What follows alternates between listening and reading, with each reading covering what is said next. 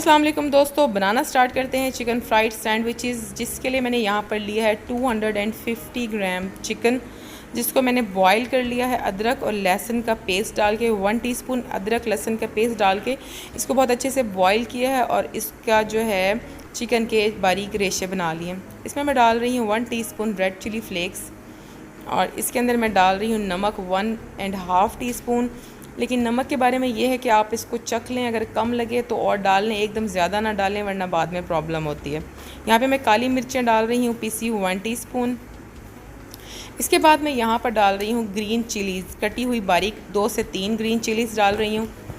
और मैं यहाँ पर डाल रही हूँ प्याज एक मीडियम साइज़ की, वो भी मैंने बारीक चॉप कर ली है।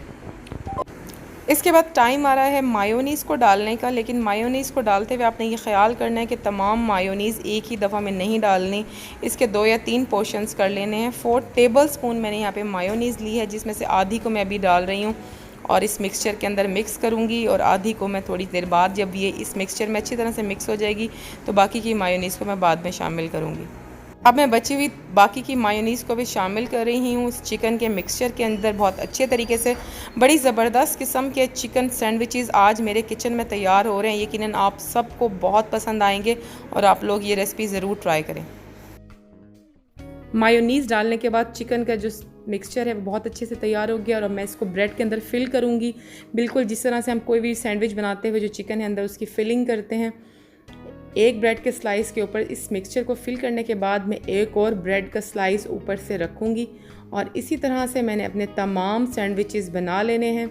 अगर आपको वीडियो अच्छी लगे तो वीडियो को लाइक एंड शेयर ज़रूर कर दें और मेरे चैनल कुक विद आमना को सब्सक्राइब कर दें और साथ लगे हुए बेल आइकन को भी ज़रूर दबा दें।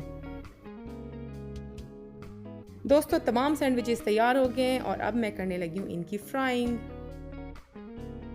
मैंने सैंडविच को लेके पहले अंडे के अमेज़े के अंदर अच्छी तरह से जो है वो डिप करना है। सारी साइड्स इसकी अच्छी तरह से डिप करनी है ताकि कोई भी जगह जो है ना वो ओपन ना रह जाए। और उसके बाद ब्रेड क्रम्ब के अंदर इसको बहुत अच्छे से कोट कर लेना है। ब्रेड क्रम्ब की कोटिंग भी मैंने चारों तरफ से करनी है। तमाम इसकी जो खाली जगह हैं उनको अच्छी तरह से फिल कर लेना है। तमाम सैंडविचेस की कोटिंग जो है वो अंडे की और ब्रेड क्रम्ब्स की कंप्लीट हो गई है और मैं स्टार्ट करी हूँ इसकी फ्राइंग को। चलिए जी स्टार्ट करते हैं। सैंडविचेस की फ्राइंग के लिए मेरा ऑयल यहाँ पर गर्म हो चुका है। वही रूल है, मीडियम टू लो फ्लेम के ऊपर मैंने ऑयल को गर्म किया है और मैंने इसके अंदर सैंडविच को डाल दिया है। सैंडविच फ्राई होना स्टार्ट हो गया है। फ्लेम जो है मैं अब हल्का कर रही हूँ क्योंकि तेज़ या मीडियम फ्लेम के ऊपर ये फ़ौरन से जल जाएगा और अच्छी तरह से कुक नहीं होगा और क्रिस्पी भी नहीं होगा। आप देख सकते हैं कि बहुत मज़ेदार लग रहा है इस शक्ल से और बहुत मज़े का बनेगा।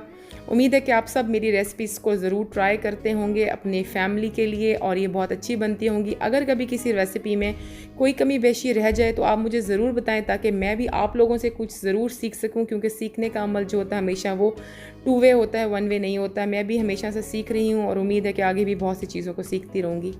फ्राइंग करते हुए हमेशा ख्याल रखें कि चीज़ों की साइड को चेंज करते रहें। इससे जो भी चीज़ फ्राई हो रही होती है वो बहुत अच्छी तरह से फ्राई हो जाती है और बहुत क्रिस्पी बनती है। एक ही साइड पर ना पड़ा रहने दें। सम टाइम ये होता है कि हम साइड जल्दी चेंज नहीं करते तो वो दूसरी साइड से जल भी जाता है, इसलिए इसका चेक एंड बैलेंस बहुत ज़रूरी है। आप साइड्स को बदलते रहें। मेरे सैंडविचेस बिल्कुल फ्राई होने ही वाले हैं और मैं इनको आपके सामने करूँगी डिश आउट थोड़ी ही देर में। अभी मैं साइड को चेंज कर रही हूँ।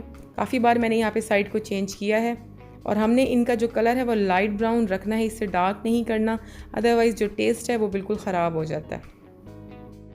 दोस्तों, यहाँ पर मेरे चिकन फ्राइड सैंडविचेस बिल्कुल तैयार हो चुके हैं और इनको मैं डिश में निकाल रही हूँ। उम्मीद है कि रेसिपी आपको बहुत पसंद आई होगी। अगर रेसिपी अच्छी लगी हो तो रेसिपी को लाइक एंड शेयर कर दें और मेरे चैनल कुक विद आमना को सब्सक्राइब कर दें और साथ लगा हुआ जो बेल आइकन है उसको भी ज़रूर दबा दें ताकि आने वाली हर नई वीडियो का अपडेट आपको फ़ौरन से मिल जाए।